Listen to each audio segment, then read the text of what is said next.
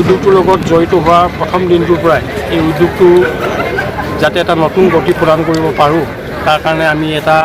প্ৰয়াস কৰিছিলোঁ, চেষ্টা কৰিছিলোঁ আৰু তাৰ অংশ হিচাপে আজি আমি এই প্ৰকল্পটো যিটো নতুন প্ৰকল্প আমি কৰিব লৈছোঁ প্ৰকল্পটো আৰম্ভ কৰাৰ প্ৰাক মুহূৰ্তত আমি থিয় হৈছোঁ আৰু তাৰ আগমুহূৰ্তত আমি এই আজি নতুনকৈ সজোৱা এখন প্ৰৱেশ দুৱাৰখন আমি সুন্দৰকৈ সাজি তোলাৰ কাৰণে আমি চেষ্টা কৰিছিলোঁ আৰু এই নতুন যিখন তোৰণ এই তোৰণখনৰ জৰিয়তে এই আমাৰ উদ্যোগটোক এটা নতুন গতি প্ৰদান কৰিবৰ কাৰণে ইয়াৰ যিটো বাতাবৰণ এই বাতাবৰণটো সুস্থ কৰি তুলিবৰ কাৰণে আমি যত্ন কৰিছোঁ আৰু তাৰ কাৰণে এটা যাতে নতুন পৰিৱেশত সুস্থ পৰিৱেশত যাতে আমাৰ এই উদ্যোগটোৰ লগত জড়িত প্ৰতিজন বিষয়া কৰ্মচাৰী যাতে নতুন উদ্যম পায়, নতুন মনত যাতে নতুন শক্তি পায়, নতুন শক্তি পোৱাৰ মানসেৰে আমি এই উদ্যোগটোক অলপ সজাই পৰাই লোৱাৰ কাৰণে আমি যত্ন কৰিছোঁ। তাৰ ক্ষুদ্ৰ প্ৰচেষ্টা হিচাপে আজি এই প্ৰৱেশ পথখন প্ৰৱেশ দুৱাৰখন আমি আজি মুহূৰ্তত আমি পৰিৱৰ্তন কৰিছোঁ। প্ৰকল্পটো অহা 20 তাৰিখে মুকলি হ'ব। আমি চেষ্টা কৰি আছোঁ আৰু আমি ইতিমধ্যে ইয়াৰ যিকেইটা মূল কাম আছিলে সেই মূল কামখিনি আমি সম্পূৰ্ণ কৰি তুলিছোঁ আৰু অসমৰ মাননীয় মুখ্যমন্ত্ৰীৰ লগত তেখেতৰ লগত আমি যোগাযোগ কৰি আছোঁ।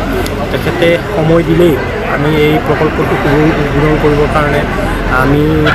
আগবাঢ়িম আৰু আমি অসমৰ মাননীয় মুখ্যমন্ত্ৰীগৰাকীক আমি আমাৰ জনাইছোঁ যাতে দেশৰ প্ৰধানমন্ত্ৰীগৰাকীয়ে যাতে আমাৰ এই উদ্যোগটোক যাতে উদ্বোধন কৰাৰ ক্ষেত্ৰত তেখেতে যাতে ইয়াত অংশ লয় তাৰ কাৰণে আমি তেখেতৰ মুখ্যমন্ত্ৰীগৰাকীক আমি আমাৰ জনাইছোঁ। মুখ্যমন্ত্ৰী কাৰ্যালয়ে আমাক জনাইছে প্ৰধানমন্ত্ৰী কাৰ্যালয়ৰ লগত যোগাযোগ হৈ আছে আৰু যদি তেখেতে যদি আমাক সময় দিয়ে আমি ভাবোঁ যে এই উদ্যোগটোক আমি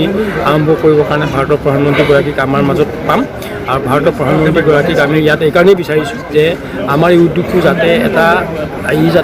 যাতে ৰাষ্ট্ৰীয় পৰ্যায়ত যাতে ই প্ৰতিষ্ঠা লাভ কৰিব পাৰে তাৰ কাৰণে আমি যত্ন কৰি আছোঁ আৰু আমাৰ ইয়ালৈ যদি প্ৰধানমন্ত্ৰীগৰাকীক আমাৰ মাজত যদি আমি পাওঁ আমি ভাবোঁ যে আমাৰ এই ঠাইখনৰ আৰু কিছুমান সমস্যা আছে এই সমস্যাবিলাকৰ সমাধান কৰাৰ ক্ষেত্ৰতো প্ৰধানমন্ত্ৰীগৰাকীয়ে বিশেষ উদ্যোগ গ্ৰহণ কৰিব তেনে আশাৰে আমি আগবাঢ়িছোঁ। আপোনালোকৰ সহায় সহযোগিতা পালে আমি নিশ্চয় সফল কাম হ'ব। কিন্তু আমি